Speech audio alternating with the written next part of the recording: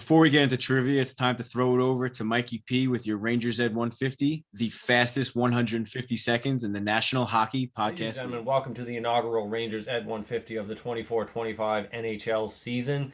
It was a long baseball-filled offseason, but we're back covering the greatest game on earth, so let's jump right in. Starting out west in the Pacific Division, Vegas is off to a hot start, sitting at a perfect 3-0-0 atop the standings, while Edmonton sits at a perfect 0-3-0 at the bottom. 3 games in isn't a great sample size, but a 3-0-0 start for the Calgary Flames was quite the surprise, with this team expected to sit somewhere at the bottom of the league standings this season. Despite the Oilers' tough start, they were in a similar position last season, at this time sitting at 0-2-0, and by mid-November they were still 14 points out of first place, so take this one with a grain of salt. The Kings dropped a wild one to Ottawa Monday night 8-7 and won to Boston last week 2-1, putting them at 1-0-2, while the Canucks have yet to register a W this season, having lost to Calgary and Philly. Further east in the Central Division, strong starts from the Stars and Jets, each perfect through their first 3 at 3-0-0. Biggest surprise of this division is undoubtedly the Utah Hockey Club, having scored 16 goals through 4 games and sitting at 3-1-0. Dylan Guenther has scored 5 of those goals, so he is off to a red-hot start this season. Nearly as surprising is the play of the Colorado Avalanche. The Avs are currently sitting at the bottom of the Central Division standings at 0-3-0, and their goaltender tandem of Alexander Georgiev and Justus Annunen have combined for a 5.635 goals against average and a 7.75 save percentage, and have surrendered 17 goals through those 3 games. The Avs claimed Kaapo Kähkönen off waivers last week to try and put a band-aid on their bleeding netminder situation. But some better news for the Avs is Val Nichushkin has served his NHLPA mandated 6-month suspension for violating his treatment program and is eligible to return to the team sometime in November. If he can return and maintain that point per game pace he demonstrated through the first half of last season, he will be a welcome addition to that Avs offense. Officially back east in the Atlantic Division, nothing to write home here with in terms of hot starts, with 2 points separating this entire division in the standings.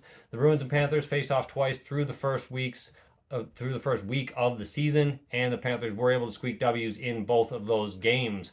While they were able to play a couple home games in Florida, the Lightning did have 2 canceled due to the effects of Hurricane Milton, but they were able to get a W against Carolina in their home opener.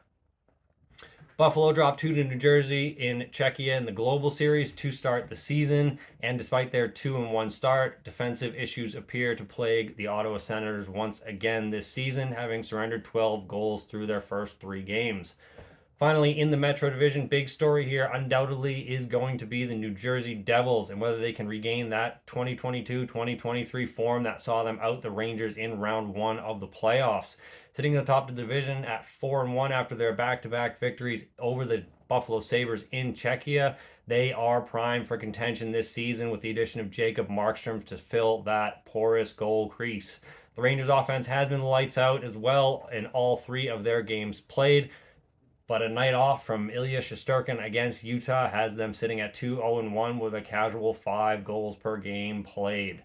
Despite the loss, Carolina did look good in their lone contest against the Tampa Bay Lightning, and the Pittsburgh Penguins appear to once again have goaltending woes, with Tristan Jarry laying an egg in their home opener against the New York Rangers, giving up 6 goals, and Alex Nedeljkovic currently on injured reserve. 22-year-old Finnish tendy Joel Blomqvist has started 2 games for the Pens, posting a 1-1 record and surrendering 3 goals through 32 shots in each contest.